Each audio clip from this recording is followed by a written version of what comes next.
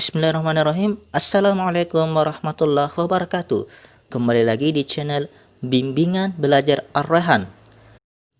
Pada video kali ini kita akan merefleksikan kembali materi-materi yang telah kita pelajari tentang bab 2 himpunan. Jadi, jika adik-adik belum menyaksikan video-video kami sebelumnya, maka sangat disarankan untuk menyaksikannya dulu sebelum menyaksikan video kali ini. Karena di video kali ini, kita hanya akan merefleksikan sedikit materi-materi yang telah kita pelajari sebelumnya. Jadi untuk pemahaman lebih lanjut, silakan saksikan video sebelumnya. Baiklah, untuk mereview atau merefleksikan pengetahuan kita tentang himpunan, di sini kita akan menjawab soal-soal berikut berdasarkan materi yang telah kita pelajari. Jadi yang pertama adalah diberikan sekelompok siswa dari sekolah internasional dengan anggota-anggotanya adalah Ani, Asep, dan Ajay. Manakah pernyataan berikut yang merupakan himpunan yang terbentuk berdasarkan anggota di atas? A. Kumpulan siswa laki-laki cerdas dari sekolah internasional. B. Kumpulan siswa laki-laki berawalan nama A. Kemudian nomor 2, gambarkan diagram Venn dari himpunan pada nomor 1. Dan yang ketiga, diberikan himpunan sebagai berikut. A sama dengan MNOP, B sama dengan OPQR, S sama dengan KLMNOPQRST. Tentukan A iris B, B A gabung B, C A selisih B, dan D A komplement. Baiklah, kita akan masuk ke soal yang nomor 1. Jadi untuk menjawab soal ini, kita perlu mengingat kembali pengetahuan kita atau pemahaman kita tentang konsep himpunan, di mana himpunan adalah kumpulan benda atau objek yang dapat didefinisikan dengan jelas. Jadi yang perlu digarisbawahi atau ditekankan adalah didefinisikan dengan jelas. Jadi apabila objeknya tidak dapat kita definisikan dengan jelas atau tidak ada tolak ukurnya, maka itu bukanlah suatu himpunan. Maka kita lihat pilihannya. Pilihan A, kumpulan siswa laki-laki cerdas dari sekolah internasional. Kata dari sekolah internasional memanglah sesuatu yang terdefinisi dengan jelas, tapi sebelumnya terdapat kata cerdas. Nah, cerdas di sini bukanlah sesuatu yang dapat kita definisikan dengan jelas karena tidak ada nilai tertentu yang mengukur bahwa seseorang itu dikatakan cerdas. Maka yang menjadi penyebab bagian A bukanlah suatu himpunan adalah kata cerdas ini. Maka dapat disimpulkan bahwa bagian A bukanlah himpunan. Kemudian kita cek yang bagian B, kumpulan siswa laki-laki berawalan nama A. Jadi kata laki-laki adalah sesuatu yang terdefinisi dengan jelas, kemudian berawalan nama A juga sesuatu yang jelas. Maka jelas bahwa bagian B adalah himpunan. Jadi jawaban untuk nomor 1 ini adalah bagian B. Kemudian kita lanjut ke nomor 2. Gambarkan diagram Venn dari himpunan pada nomor 1.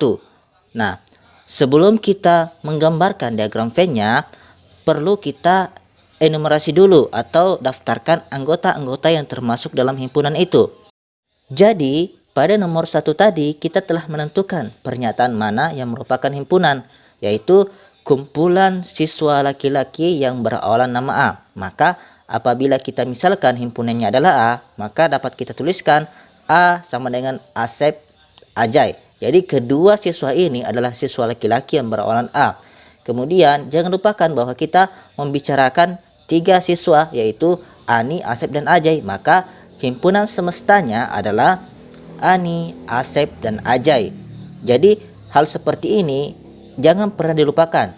Kita harus selalu mengingat bahwa kita berbicara pada semesta yang mana.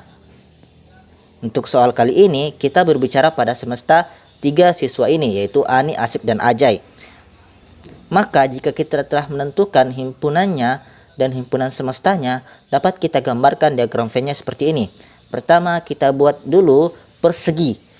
Kemudian kita tuliskan himpunan semestanya di pojok kiri atas dan kita gambarkan satu lingkaran di tengah sebagai himpunan A. Kemudian kita list atau masukkan anggota A ini, yaitu yang pertama adalah Asep, kemudian adalah ajai.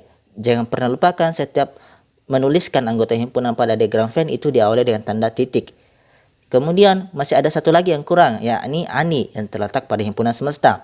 Maka ani tidaklah terletak dalam lingkaran A ini, tapi dia terletak di himpunan semestanya. Jadi cukup mudah untuk dipahami untuk bagian ini. Kemudian kita lanjut ke nomor 3. Diberikan himpunan sebagai berikut. A sama dengan M, N, O, P. B sama dengan O, P, Q. Dan R dan S sama dengan K, L, M, N, O, P, Q, R, S, dan T. Maka kita akan menentukan A iris B-nya seperti apa hasilnya, kemudian A gabung B-nya seperti apa hasilnya, A selisih B-nya seperti apa hasilnya, dan A komplement seperti apa hasilnya.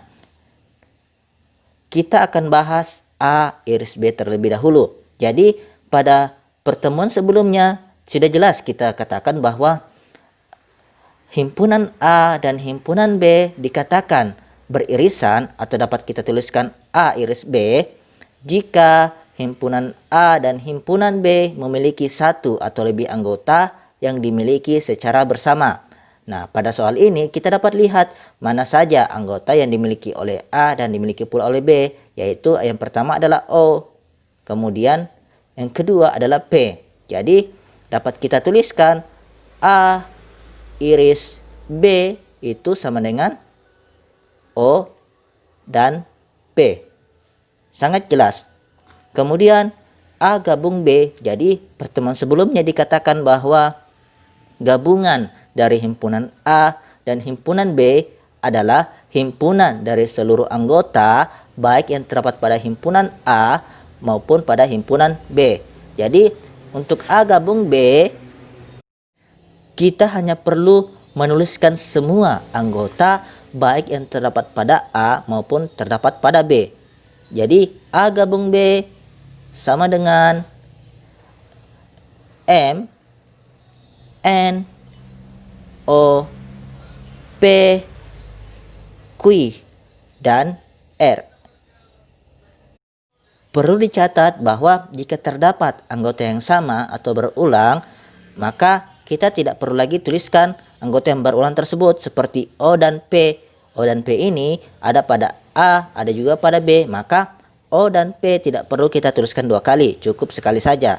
Jadi M, N, O, P, Q, R adalah A gabung B. Kemudian kita masuk ke A selisih B. Jadi ingat pada pertemuan sebelumnya juga kita bahas A iris B ini, di mana selisih dari himpunan A dan himpunan B adalah banyaknya anggota A yang bukan anggota B. Jadi kita lihat dulu mana-mana saja anggota dari A yang tidak dimiliki oleh B. O dan P itu dimiliki oleh A dan dimiliki pula oleh B. Jadi yang tidak dimiliki oleh B adalah M dan N. Maka dapat kita tuliskan seperti ini. A selisih B itu sama dengan M, N. Nah, bagaimana jika dibalik? B selisih A. Maka kita cari anggota yang dimiliki oleh B tetapi tidak dimiliki oleh A. Yang mana itu? Yaitu Q dan R. Q dan R ini hanya dimiliki oleh B. Maka dapat kita tuliskan B selisih A itu sama dengan Q dan R. Jadi seperti itu. Kemudian yang terakhir adalah A komplement. Jadi ini sangat mudah. Jadi dikatakan bahwa jika A adalah himpunan pada himpunan semesta, maka komplement adalah himpunan yang anggotanya terdiri atas anggota himpunan yang bukan anggota himpunan semesta. Nah, untuk menjawab soal-soal seperti ini, kita perhatikan semestanya atau pembicaraannya lingkup mana saja. Jadi, untuk soal ini, semestanya adalah K, L, M, N, O, P, Q, R, S, T. Kita hanya perlu lihat dari semesta ini, mana yang menjadi anggota dari A, yaitu M, N, O, P. Jadi, keempat anggota ini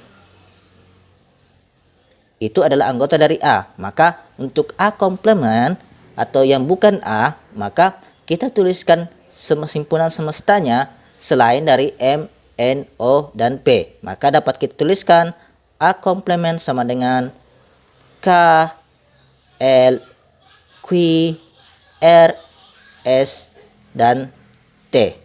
Cukup mudah. Bagaimana jika B komplement?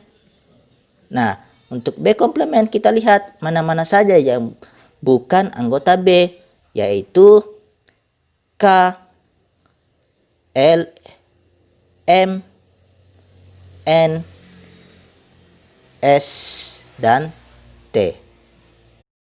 Cukup mudah bukan?